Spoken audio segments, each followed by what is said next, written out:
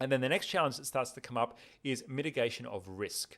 And so what that is about is putting technology processes in place which are going to help you to actually reduce risk in the business. So that might be around compliance, using features like Google's data compliance features in their enterprise edition of G Suite, which will detect if someone's put a Medicare number or a credit card number in an email and tried to send it. It will quarantine those emails. It's called DLP, or data loss prevention. And so those are the kind of like compliance and risk mitigation features that you start to have happen. Someone shared with me recently that most 8-figure business owners, so business owners who are in the multiple tens of millions of revenue, wish that they were 7-figure business owners, because the kind of problems that come up when you're an 8-figure business owner are not small problems.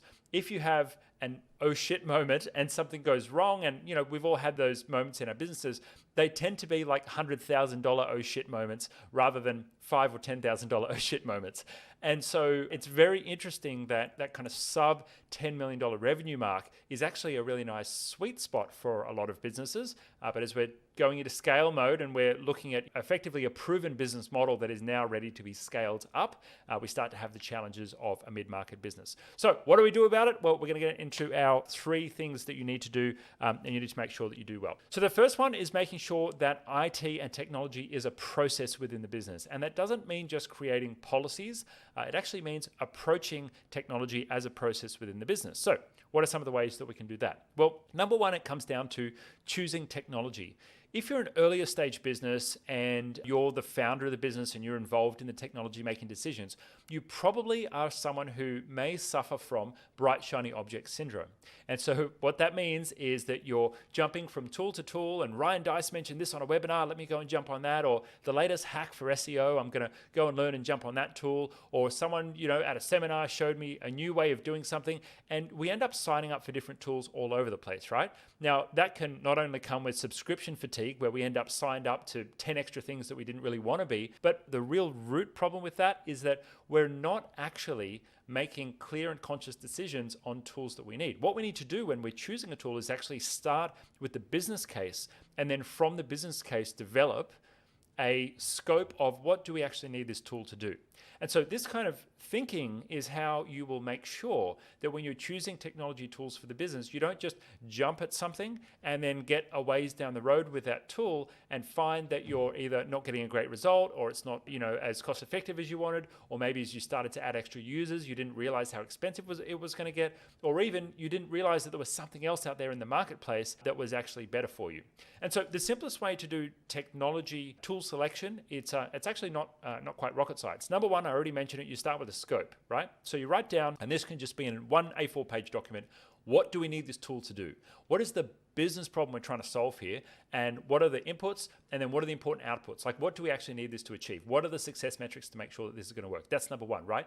And then number two, we do a decision matrix. And a decision matrix is just a spreadsheet. What you're going to do is you're going to put a list of all the tools down in one column. And then along each other column, you're going to have things like your criteria for the actual choice of that tool. So criteria might be, what are the integrations? What is the pricing? What is the support like? Can I get support in the local country here? What is the pricing? Is it Australian or is it in US dollars? What is the longevity of the company that is supporting and creating this tool? Is it likely to get gobbled up by someone bigger, or is it likely to last a long period of time?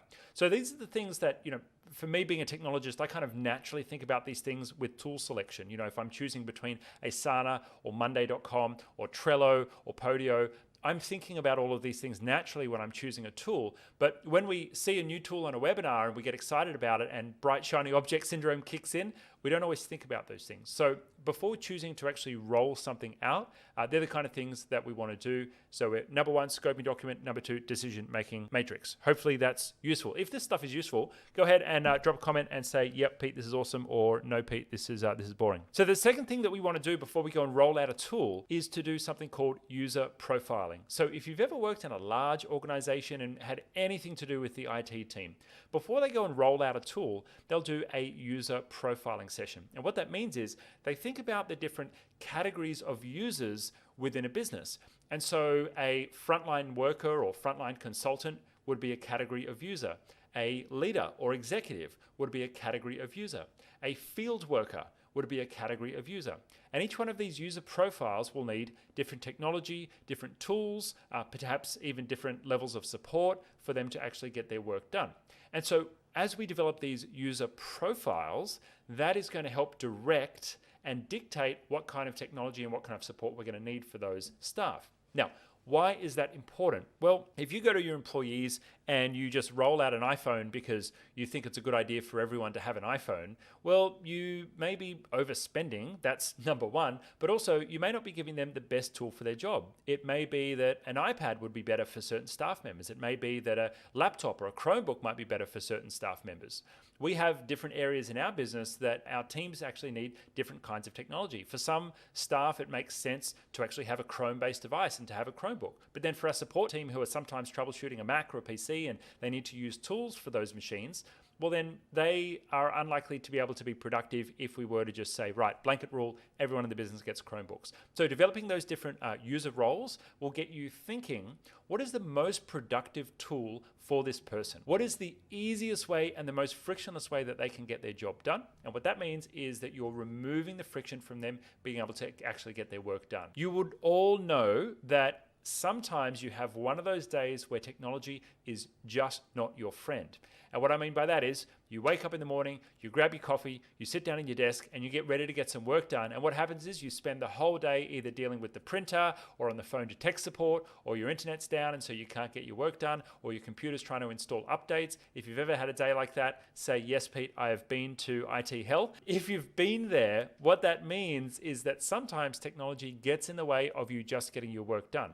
Now, for us as entrepreneurs and as business owners, it's pretty easy for us to troubleshoot those because we are problem fixers by design.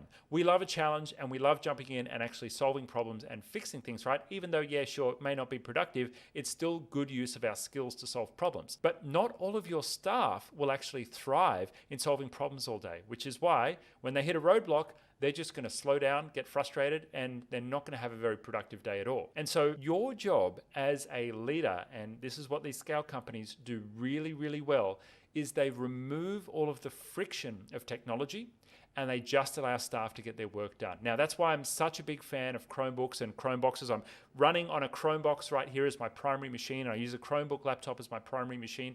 Yes, they don't have every single bell and whistle and button, and just like G Suite, it doesn't have every single bell and whistle and button that the Microsoft Suite has. But what they do have is simplicity, and simplicity removes friction and allows people to get their work done productively. Okay, cool. So the final one, you may have heard me say this 300 times if you've watched my webinars before, but I'm going to share it just once more for everyone. Business leaders and technology leaders, as companies grow and scale, start to think about team members in logical groups. And those groups can be used for permissions, they can be used for access, but they're mostly used for making sure people actually know what team they're in and what kind of area they should be working with. And so we do that inside of our Google admin panel, creating groups for each different area of the business. And then we start plonking people into those groups. And then we go and use those groups in every different area of the business. And so we'll use them to share resources in Google Drive, we'll use them to share calendars, we'll use them to invite people to meetings.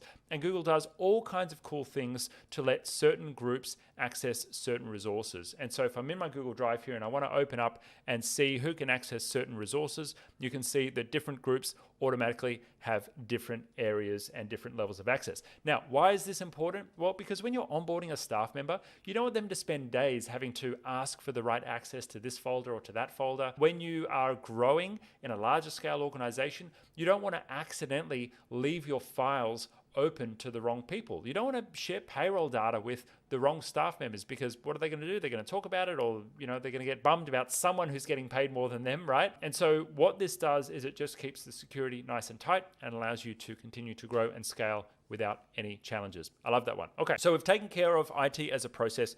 Let's talk about data-driven decisions. And I can't start talking about this without talking about dashboards.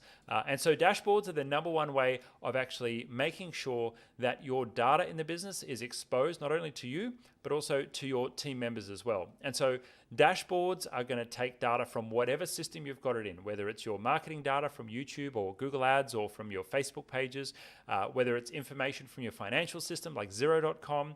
A dashboard is going to help you to bring that data into one place and then visualize that data and share it effectively with your team. Now, you are probably right now doing some form of performance tracking inside of spreadsheets. And that works fine while you're a smaller business, because it's okay if things are, kind of like a bit haphazard, or if it's done manually from time to time. That's totally fine. But as you grow into a scale company, you just can't afford for someone to accidentally key in an incorrect number in a spreadsheet and then have that data visualized and have business leaders making critical business decisions based on data that may have been incorrectly entered. It's really time to get serious about your data and about your data visualization and pull data from either an API or pull it in some way programmatically so it's no longer relying on human operations.